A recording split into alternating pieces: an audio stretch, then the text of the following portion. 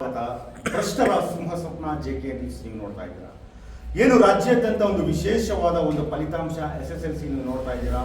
ಸಾಕಷ್ಟು ಒಂದು ವಿಶೇಷವಾದ ಅಂಕಗಳು ಪಡೆದಿದ್ದಾರೆ. ಅದರಲ್ಲಿ ನಮ್ಮ ಬೆಂಗಳೂರಿನ ಜಗಜೀವನ ರಾಮನಗರ ಒಂದು ವಿಶೇಷವಾದ ಬಡಾವಣೆಯಲ್ಲಿ ಜನಿಸಿದ ನಮ್ಮ ಹುಡುಗ ಅಂದರೆ ನಿಧೀಶ್. ಏನಕ್ಕೆ ಮಾತು ಹೇಳ್ತಾ ಇದ್ದೇನೆ ಅಂದರೆ, ತಂದೆ ತಾಯಿ ಕಷ್ಟಪಟ್ಟು ಆ ಬಡತನದಲ್ಲೂ ಬಂದು ಒಂದು ವಿಶೇಷವಾದ ಅಂಕವನ್ನು ಪಡೆದಿದ್ದಾನೆ. 94% ಬಂದಿದೆ.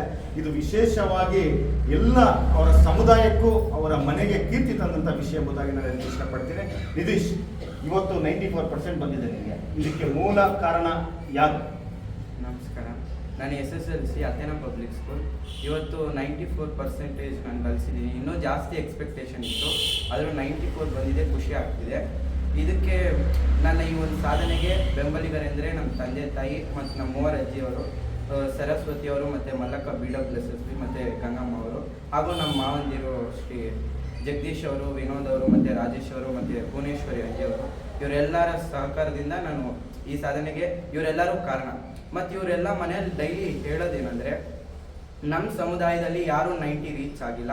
ಅಂಬೇಡ್ಕರ್ ಅವರು ತುಂಬ ಕಷ್ಟಪಟ್ಟು ಸಂವಿಧಾನನ ರಚನೆ ಮಾಡವ್ರೆ. ಹಾಗೆ ನೀನು ಹಗಲು ರಾತ್ರಿ ಅಂತ ನೋಡದೆ ಕಷ್ಟಪಟ್ಟು ನೀನು ಅವ್ರ ರೀತಿ ಆಗಬೇಕು ಅಂತ ಹೇಳ್ಕೊಟ್ರು. ನಾನು ಅದೇ ರೀತಿ ಕಷ್ಟಪಟ್ಟೆ. ಆದರೂ ಒಂದು ಎಕ್ಸ್ಪೆಕ್ಟೇಷನ್ ಇತ್ತು, ಆದರೂ 94 ರೀಚ್ ಆಗಿದ್ದೀನಿ. ಇನ್ನೂ ಎಕ್ಸ್ಪೆಕ್ಟೇಷನ್ ಇತ್ತು. ಅದೇ ರೀತಿ ನಿನ್ನ ವಯಸ್ಸಲ್ಲಿ ನೋಡಿದ್ರೆ ಎಲ್ಲ ಮೊಬೈಲ್ಗೆ ಅಡಿಕ್ಟ್ ಆಗಿರ್ತಾರೆ, ಅವ್ರದ್ದೇ ಆದ ಪ್ರಪಂಚ ಇರುತ್ತೆ. ಏನು ಕನಿಸ್ತು ನಿನಗೆ, ನಾನು ಈ ಗೋಲ್ ನಾನು ಅಚೀವ್ ಮಾಡಲೇಬೇಕು, ಮತ್ತು ಬೆಳಗ್ಗೆ ಎಷ್ಟೊತ್ತಿಗೆ ಎದುರುಳ್ತಾ ಇದ್ದೆ, ಈ ಮಾರ್ಕ್ಗಳು ನಿಮ್ಗೆ ಬರುತ್ತಾ ಅಂತ ಕಾನ್ಫಿಡೆಂಟ್ ಇತ್ತ? ನನಗೆ ಈ ಮೊಬೈಲ್ ಅಡಿಕ್ಟ್ ಮೇಯ್ನಾಗಿ ಮನೇಲಿ ಹೇಳ್ಕೊಟ್ಟಿದ್ದೆ, ಇದು ಮೊಬೈಲ್ನ ಬಿಡಬೇಕು, ಓದಬೇಕಂದ್ರೆ ಮೊಬೈಲ್ನ ಬಿಡಬೇಕು, ಯಾವುದೇ ರೀತಿ ಗೇಮ್ಸು ಇದಕ್ಕೆಲ್ಲ ದೂರ ಇರಬೇಕು, ಅದನ್ನು ಬಿಟ್ಟು ಬುಕ್ ಹಿಡಿದ್ರೆ ಮುಂದೆ ನಮ್ಮ ಜೀವನ ಚೆನ್ನಾಗಿರುತ್ತೆ ಅಂತ ಮನೆಯಲ್ಲಿ ಹೇಳ್ಕೊಟ್ರು. ಅದೇ ರೀತಿ ನಾನು ಪಾಲಿಸ್ಕೊಂಡು ಬಂದೆ ಡೈಲಿ. ಅದು ಒಂದು ನನ್ನ ಈ ಸಾಧನೆಗೆ ಕಾರಣ ಆಯಿತು. ಅದಾದಮೇಲೆ ನಾನು ಬೆಳಗ್ಗೆ 4 ಗಂಟೆಗೆ ಎದ್ಬಿಟ್ಟು ಟ್ಯೂಷನ್ಸ್ಗೆ ಹೋಗ್ಬಿಟ್ಟು ಶ್ರೀ ಶಾರದಾ ಟ್ಯುಟೋರಿಯಲ್ಸ್ ಅಂತ, ಅಲ್ಲಿ ಜಯನಂದ್ ಸರ್ ಆಗಲಿ, ಸೀತಾ ಮ್ಯಾಮ್ ಆಗಲಿ, ಲೋಕೇಶ್ ಸರ್ ಆಗಲಿ ಎಲ್ಲರೂ ಚೆನ್ನಾಗಿ ಹೇಳ್ಕೊಡ್ತಿದ್ರು. ಹಾಗೂ ನಮ್ಮ ಸ್ಕೂಲ್ ಟೀಚರ್ಸು ಅಷ್ಟೇ ರಿವಿಷನ್ ಮಾಡ್ತಾನೆ ಇದ್ರು. ಅದರಿಂದ ಸ್ವಲ್ಪ ನನಗೆ ಈಸಿ ಆಯಿತು ಓದಲಿಕ್ಕೆ.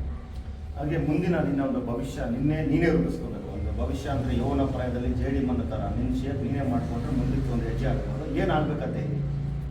ನನಗೆ ನನ್ನ ಜೀವನದಲ್ಲಿ IAS ಆಗಬೇಕಂತ ಆಸೆ. UPSC ಬರ್ಬಿಟ್ಟು ಕಲೆಕ್ಟರ್ ಆಗಬೇಕಂತ. ಅಂಬೇಡ್ಕರ್ ಅವ್ರ ರೀತಿ ಒಂದು ಸಾಧನೆ ಮಾಡಬೇಕಂತ ನನಗೆ ಆಸೆ. ಆ ರೀತಿ ಸಮಾಜ ಸೇವೆ ಮಾಡಬೇಕಂತ ಇಷ್ಟ. IAS ಬರ್ಬಿಟ್ಟು. ನೋಡಿದ್ರಲ್ಲ ವೀಕ್ಷಕರೇ, ಯೌವನ ಪ್ರಾಯದಲ್ಲಿ ಒಂದು JD ಬಂದಿದ್ದಂಗೆ ನಮ್ಮ ಯೌವನ ಪ್ರಾಯವನ್ನು ಯಾವ ರೀತಿ ನಾವು ಅಳವಡಿಸ್ಕೊಳ್ತೀವೋ ಆ ರೀತಿ. ಇವತ್ತು ಉದಾಹರಣೆ ನಿಧೀಶ್ ನೋಡ್ತಾ ಇದ್ದೀವಿ ನಾವು. ನೋಡಿ, 94% ಅಂದರೆ ಸಾಮಾನ್ಯ ಅಲ್ಲ. ಒಂದು ಬಡ ಸಮುದಾಯ ಅನ್ನೋದಕ್ಕಿಂತ ಒಂದು ವಿಶೇಷವಾದ ತತ್ವಜ್ಞಾನ, ಡಾಕ್ಟರ್ BR ಅಂಬೇಡ್ಕರ್ ತತ್ವಜ್ಞಾನ ಹೊಂದಿ ನಾನು ಸಂವಿಧಾನ ನೋಡಿ ನಾನು ಇದನ್ನ ಅಂಕಗಳು ಪಡೆದಿರೋ ಎಂಥ ಮಾತಿದು. ಇದೇ ರೀತಿ ಸಾಕಷ್ಟು ಪ್ರತಿಭೆಗಳು ನಮ್ಮ ರಾಜ್ಯಕ್ಕೆ, ನಮ್ಮ ದೇಶಕ್ಕೆ ಬೆಳಕಾಗಬೇಕೆಂಬುದಾಗಿ ನಮ್ಮ ಒಂದು ಮಾಧ್ಯಮದ ಗುರಿಯಾಗಿದೆ. ಧನ್ಯವಾದ. ನನಗೆ ಮಾತನಾಡುವುದಕ್ಕೆ ಅವಕಾಶ ಕಲ್ಪಿಸಿಕೊಟ್ಟಿರುವಂತಹ ಶ್ರೀ ಜ್ಞಾನಾಕ್ಷಿ ಭುವನೇಶ್ವರಿ ದೇವಸ್ಥಾನಕ್ಕೂ ಹಾಗೂ ಹೆಸರಾಯ್ಡು ವಾಟ್ಸಪ್ ಗ್ರೂಪ್ನವರಿಗೂ ಧನ್ಯವಾದಗಳು. ನಮ್ಮಂಥ ಪ್ರತಿಭೆಗಳನ್ನು ಗುರುತಿಸ್ತಾ ಇದ್ದೀರಾ, ಅದಕ್ಕಾಗಿ JK ನ್ಯೂಸ್ ಮತ್ತು ಟುಡೇ ಕನ್ನಡ ವಾಹಿನಿಗೆ ತುಂಬ ಹೃದಯಪೂರ್ವಕ ಧನ್ಯವಾದಗಳು.